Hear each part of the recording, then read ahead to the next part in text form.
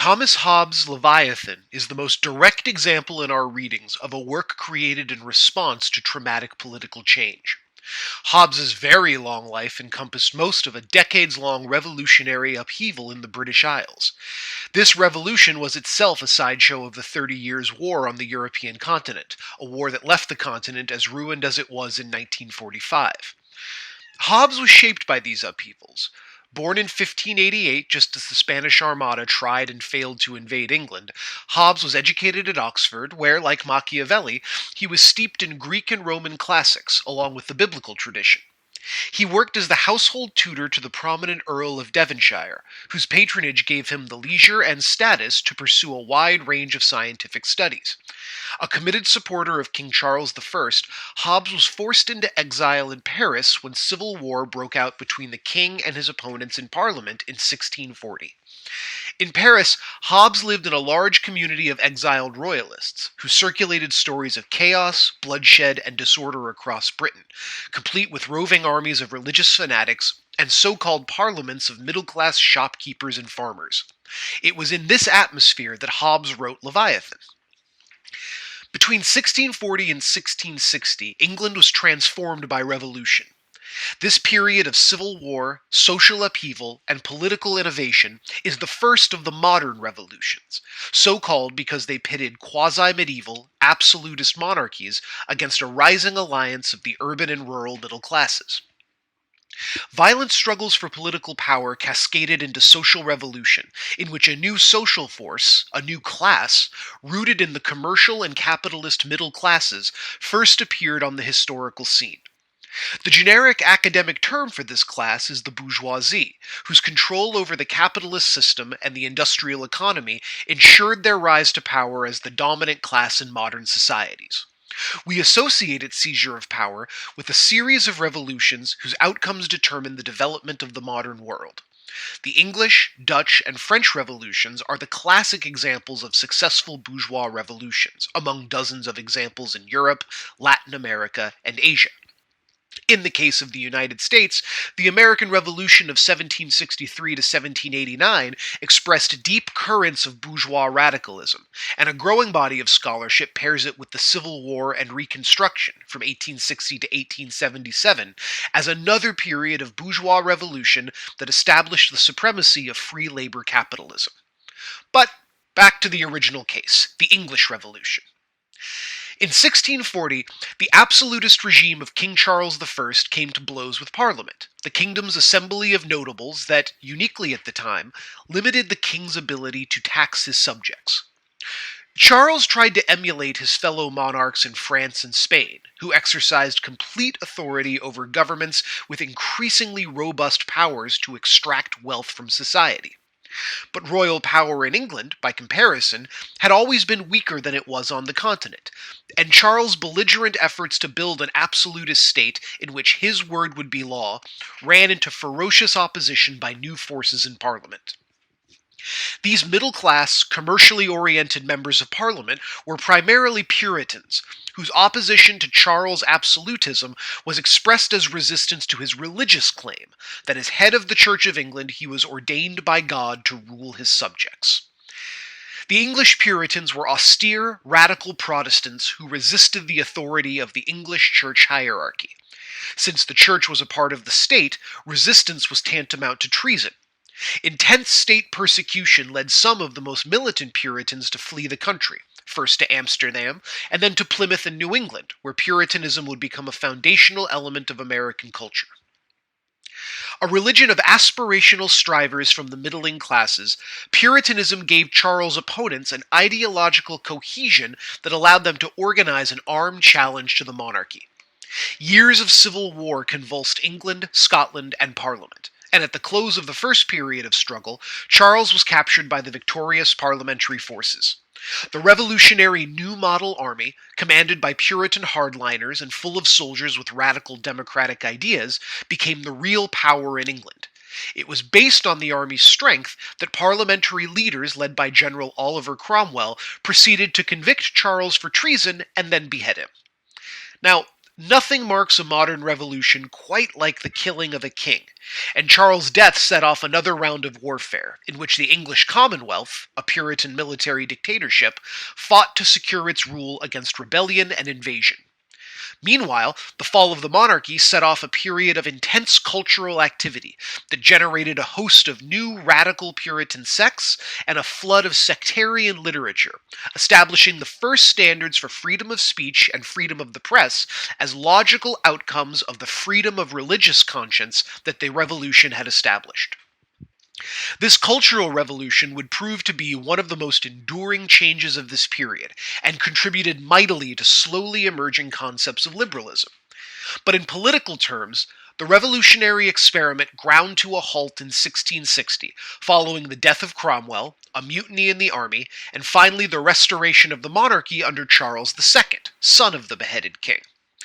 A further revolution in 1688, again a mass effort led by Parliament to curb an absolutist king, created the basic outlines of the modern British state, in which Parliament is supreme and the monarchy's role is mainly symbolic. Some scholars have called Leviathan the only true masterpiece of political thought in the English language. This is certainly debatable, but Leviathan is a crucial work for understanding the opening stages of the intellectual and social revolutions that brought European civilization out of the Renaissance and into early modernity. Hobbes' interest here is not just political. For Hobbes, his political philosophy develops necessarily out of his more fundamental philosophy of the nature of the universe and humanity's place in it. Hobbes was a convinced materialist. This means that, for Hobbes, every fact about the world and human experience can be explained and understood in terms of some physical cause. In contrast to a tradition that began with Plato's idealism, materialism does not endorse the existence of a separate realm of the mind that exists apart from the material world we all live in every day. The ideas we have about God, fate, love, and all other abstractions can ultimately be reduced to some physical action in the world. Hobbes was a devoted champion of the scientific revolution then sweeping through European thought. This fundamental intellectual transformation was, along with the Industrial Revolution, the most decisive factor in shaping the attitudes and values of modernity. In Hobbes' lifetime, though, the scientific view of the world was still an insurgent and sometimes dangerous point of view to hold, and indeed, Leviathan in Britain was banned for alleged blasphemy.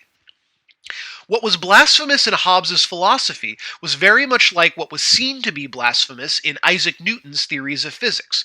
For Newton, the universe is a material structure governed by natural laws uncovered through scientific investigation.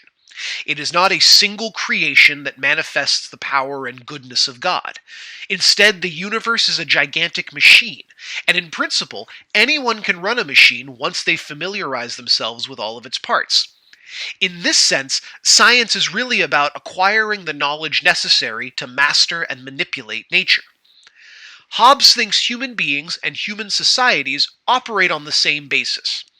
Everything humans do is determined by the fact that they live in a mechanical universe governed by laws. There are no exceptions to these laws, just as there are no exceptions to the law of gravity. Humans necessarily develop certain traits and behaviors as a consequence of obeying these laws. From simple natural laws comes an increasingly complex reality, as the pressure of necessity compels humans to invent their own laws to preserve them from the cruel and unappeasable fate of life in the state of nature. I want to pause here and point out an important piece of context before we dive into the core argument of Leviathan. Hobbes is often portrayed, for good reason, as a proponent of absolutist politics, in which all power and authority are held by a single ruler who exercises total control over his subjects. This might seem to be the farthest thing imaginable from our assumptions about political liberalism, limited government, and civil rights. And yet, Hobbes can be claimed as one of the founders of the liberal political tradition that, mediated through the works of John Locke, inspired the political theory of the American revolutionaries. This view holds that Hobbes' entire line of thought begins from a revolutionary but subtle premise. In the preface to Leviathan, Hobbes says that his view of politics is logically airtight, and the reader will find this to be so because Hobbes's argument is geared toward passions and impulses that every single human being possesses. That is, Hobbes says you will know his argument to be true because it is the logical conclusion to coping with the emotions that drive us all. Now, this is a strange claim, but what's important about it is that it takes for granted that all people share the same basic drives. No matter their status or station in life, no matter where they live or what they believe, human beings are all equal in the passions that animate them. For instance, all humans are equal in their vulnerability to the terrible fate of violent death, and thus all are driven by the same fear, which, no matter its subjective cause, feels the same in every case. So, in his own strange but crucial way, Hobbes insists on the tangible reality of human equality, based on the overwhelming sameness of our core motivations. Now, back to Hobbes's core argument. Our first interest is in what Hobbes calls manners. By this, he means the qualities and practices that arrive from managing the human need to live and work together, a need that in turn arises from the absolutely imperative human drive to avoid a violent, painful death.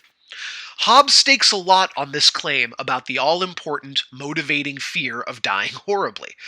The centrality of this fear goes a long way to explaining why humans often tolerate bad or cruel government, because it beats the alternative. We tolerate the necessity of living with others, a way of life that interferes with our primal, solitary freedom, because it lowers the chances of violent death. Lowers, but does not eliminate. Hobbes says all human history begins in a state of nature, a remorseless world determined by a few universal facts of human life. The first is that human beings, before they are anything else, are desiring creatures. In an important sense, we are the sum total of our cravings and our longings, and our entire lives are shaped by the ways in which we pursue a never-ending chain of desires, a constant state of wanting that ends only in death. Second, in this original state of nature, without society or culture, human beings are absolutely free and absolutely equal. Free because we can do whatever we want without restraint until stopped by a stronger force. Equal because we all share the same drives and we are all vulnerable to sudden, violent death. Third, since we are equal in our desires and free to pursue them at will, we will compulsively do so unless forcibly prevented. From this natural impulse comes the war of all against all, the defining quality of the state of nature. Our relentless need to satisfy our desires in conditions of equality necessarily leads to conflict. In a zero-sum fight for scarce resources, everyone will distrust the motives and intentions of everyone else. Distrust breeds insecurity, as individuals vainly seek safety that they can't provide on their own. Insecurity breeds violence, as people use every tool at their disposal to pursue wealth, security, or reputation. Violence creates a state of war, since there is now a general expectation of the use of force, and no mechanism for restraining it. So, the strong will violently dominate the weak, though the weak may temporarily band together to murder their tormentors. This is a state of war in which no one can ever truly be safe. No one can ever trust anyone else, and no meaningful form of human life is possible. Fourth, since humans in this state are driven by a desire for ease and comfort, most will willingly surrender their freedom to whatever power is strong enough to defend them in their comfort. The intolerable pressure of the state of nature demands a solution, and since nature itself provides no solution, humans have to rely on their own abilities to overcome the war of all against all. These abilities are governed by a small set of laws that arise from the needs of humans in the state of nature. Because the most profound desire is the will to keep on living, people in this state have an absolute right to defend their lives by any means necessary. No one has the right to take their own life. No one has the right to take their own life or to destroy the resources that are needed to maintain life. Faced with the intense pressure of these conditions, humans create an entirely new institution capable of overcoming the state of nature. This institution is the Commonwealth, though we would probably use the word government, but Hobbes calls it Leviathan. To exit the state of nature, a group of individuals come together and make a solemn covenant in which each member surrenders an equal share of their primal freedom to govern themselves and their right to kill in self-defense and hands that power to a sovereign. This sovereign can be an individual, like a king, or it could be a group, like a parliament or a congress. In either case, what matters is that the sovereign has absolute power to make laws binding for all members of the Commonwealth, and he retains the sole authority to use violence. The sovereign's subjects have surrendered total freedom for security, but in doing so, they voluntarily endowed the sovereign with that total freedom. So long as Leviathan maintains security, the sovereign's rule is law and it cannot be appealed. Leviathan's godlike nature is most directly expressed in the sense of awe that it evokes from its subjects. For Hobbes, the passions whose free reign leads to the state of nature never vanish. The Commonwealth can only suppress their expression. To suppress a powerful force requires, naturally, the application of a superior force. Thus, Leviathan must be the undisputed wielder of violence in order to suppress violence. All power is concentrated in Leviathan so that no one else will dare challenge its authority by asserting their own power. Think of Machiavelli's claim that while a ruler can be loved or feared, it is ultimately safer to be feared. Hobbes might say that Leviathan can keep its subjects in terror or in awe, but it is ultimately safer to keep them in awe. By awe, I mean a feeling usually associated with religious reverence for the divine, a sense that one is in the presence of an unappeasable power whose sheer size compels obedience. The purpose of the Commonwealth is to keep order by any means necessary, and while the fear inspired by terror may sometimes be necessary, the fear inspired by awe is preferable. This kind of fear encourages voluntary submission and a sense of obligation, encouraged by a mixture of sincere belief and a dread of punishment. In the long run, for both Machiavelli and Hobbes, this kind of constructive fear is preferable to the destructive fear created by violent repression. Only by concentrating power in this dramatic way can a realm of order exist outside of the state of nature, an order that makes possible all other forms of human society and human development because it guarantees the safety of its members against violence.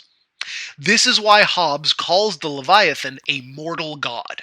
Mortal because it is a human creation within history, and God because, well, the Commonwealth provides safety and community on condition of obedience, a dynamic that is recognizable to anyone familiar with the Jewish, Christian, and Muslim traditions that Hobbes was familiar with.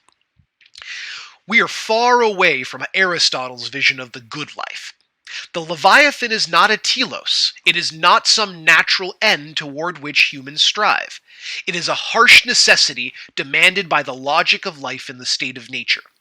For Hobbes, there is no good life or a particular human destiny. There is only the material world and the strategies necessary for surviving in it. Hobbes' revolutionary vision of politics is the earliest example of the social contract tradition in Western political thought. To most Americans, the social contract is familiar as an idea of John Locke's that found its way into the Declaration of Independence, which takes for granted the idea that governments derive their power from the consent of the people they govern, and that government has obligations toward its citizens, just as citizens have obligations to their government. Locke's vision of the social contract is milder than Hobbes, and the French variant of the tradition, which we'll examine when we read Rousseau, argues for a social contract that encourages democracy rather than absolutism. Finally, what is Hobbes talking about when he calls the Commonwealth Leviathan? It's an odd, uncanny word that complements the disturbing quality of the famous cover illustration that Hobbes commissioned for the first edition of Leviathan. The foreground depicts a city landscape and a lush countryside. Looming over this is a monstrous creature. The creature takes the form of a king with sword and scepter, but the king's body is made up of a multitude of human forms, pressed together into one gigantic body.